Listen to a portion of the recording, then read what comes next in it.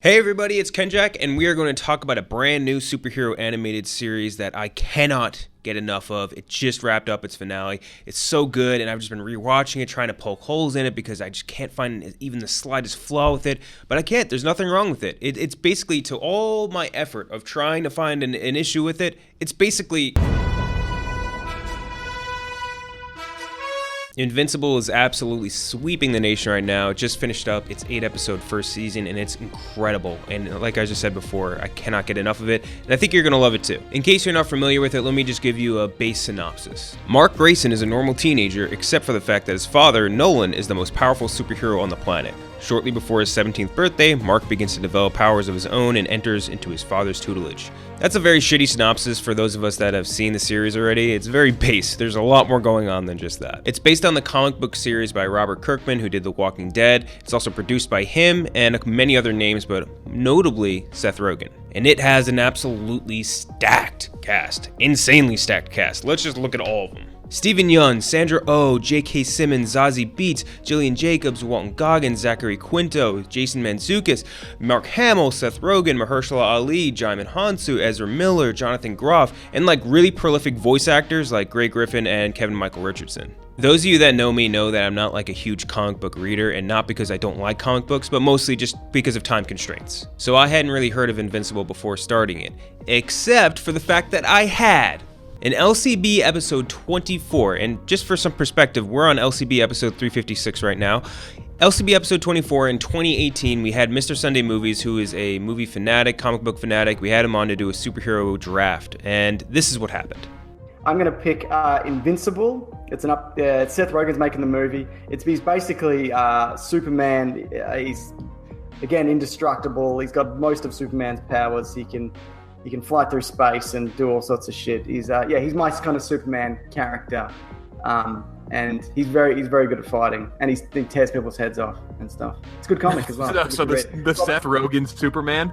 Yeah, exactly. Well, it's the writer of Walking Dead, the comic. Everyone should read it. It's great. I think he's a good kind of. He's kind of a wild card as well as, you don't know what he's going to do. He's really resourceful and scrappy, but he's also got the strength of Superman, so... He knew. He had to know. He knew that this was going to be an absolute Leviathan. Fuck, man, I just wish I'd, listened and tuned in and just got the comic books then. I didn't start the series right when it came out, and I believe they dropped the first 3 episodes all at once. And I think the day after the premiere, I started getting Instagram DMs, Twitter DMs, just tweets at me saying, you gotta watch this series. You have to watch it. It's amazing. So I popped it on, and the first episode, I'm yeah, I'm grooving, I'm liking this. It's nice and smooth. It hits the ending of that first episode, and I was completely hooked. And the voice acting throughout the entire series is just so on point, and the world building is so cool. Just everything helps you just engross yourself into their world, into these characters, and helps you empathize with them so much. And I think part of what I liked about it so much is just it feels like such a throwback to old school style superhero animated storytelling, like Batman Beyond or X-Men the animated series or any of those. And I love that feel. But it also has the twist of being, part of a superhero family and being much more R-rated. I also think they test the limits of superheroes in a way that we've probably thought about before, or you've seen written down before, but just not something we've ever seen on screen before. And seeing that put to life is so cool. I cannot recommend this series enough for those of you that haven't watched it before, but for those of you that have, let's talk in a spoiler-friendly environment for a bit. So obviously, I love the way they introduced this series. Having Omni-Man slaughter the Guardians to end that first episode was just such a brilliant move, because then they were able to have that be the overarching sort of plot, while also each episode had its own serialized subplot. And these episodic subplots, they keep you engaged while they're feeding you small bits of information about what happened with Omni-Man, and it almost feels as if you're figuring it out along with Debbie, along with the Global Defense Agency and everyone else. The small-time villains that we meet along the way I think are all awesome, and they were able to give them a lot of depth without dedicating too much time to them, which was great. There are a lot I want to talk about, but I think for now, I mostly just want to focus on the last 2 episodes. The second to last episode to me felt like a finale. Debbie now knows for sure that Nolan is the bad guy, and we know now that the Global Defense Agency does too, and everything sort of comes to a head with them.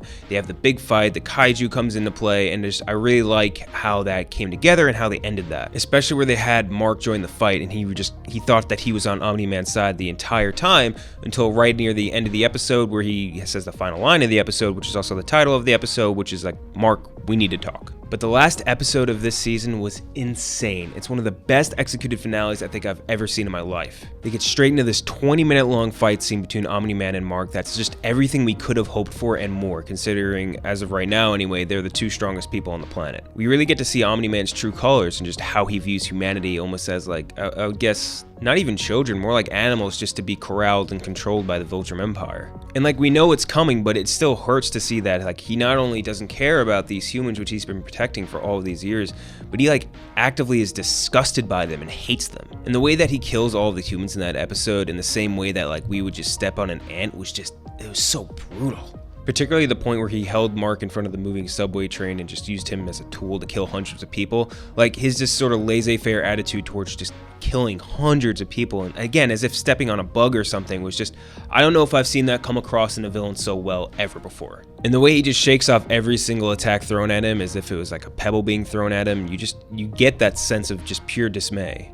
And ending on that note of Nolan telling Mark, you know, you're gonna live for thousands of years, like none of these people that you know and love now are gonna be alive for even a fraction of your full lifetime, you know, what would you have after 500 years? And Mark saying, you know, like through fucking choking up blood, you know, I'd have you, Dad, and tears rolling down his face. Like that was a deeply, deeply emotional moment. And there's still a lot of the episode left where they got to set up for where they're gonna go in the next season, and I have a lot of questions on where they're gonna go. So for those of you that read the comics, this is just conjecture for me and any other people that haven't. The first thing we're teased is that Mark is going to have a conversation with the Coalition of Planets and Alan the Alien, who he talked to at the end of the episode, and probably try to find out a way to stop the Viltrum Empire. We also got a quick look at those facehugger aliens attacking and destroying the rest of the Martians, so I'm sure there's going to be a follow-up there as well. We also saw those interdimensional aliens that Nolan destroyed earlier in the season, you know, sort of recuperating and prepping up for an invasion of Earth. We got a quick peek at Seismic, the earthquake gloves guy, becoming like the overlord of some sort of magma people, I guess in the center of the earth or something. We also got a quick look at Mahershala Ali's Titan prepping up and just doing some mob boss work now that he's the, you know, the big dog. We saw Battle Beast, that was the tiger man that nearly killed Invincible a couple episodes ago. He was on some sort of alien ship and he was just killing a bunch of aliens. We didn't see a ton, but we also saw the Mauler twins prepping up to do something, I'm assuming escape. And lastly, we saw Cecil training now an entire army of cyborgs. The cyborgs, you know, they did pretty well versus Nolan, I would say. They slowed him down. Anyway, I loved it. I can't wait for season 2, but now the question is, where does this rank among other animated series? You know, you got Batman the Animated Series, Justice League, Batman Beyond, X-Men the Animated Series, Spider-Man, Teenage Mutant Ninja Turtles, Young Justice, Teen Titans. There's a lot to pick from. It's so different from all of these that it's really hard to compare, and we're obviously very early into this series, like full length, because this is only the first season,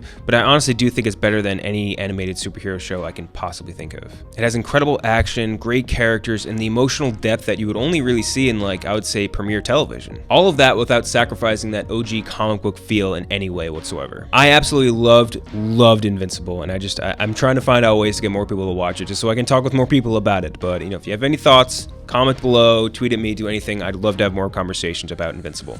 Make sure to like and subscribe and all of that fun stuff. I'm Ken Jack. See you next time.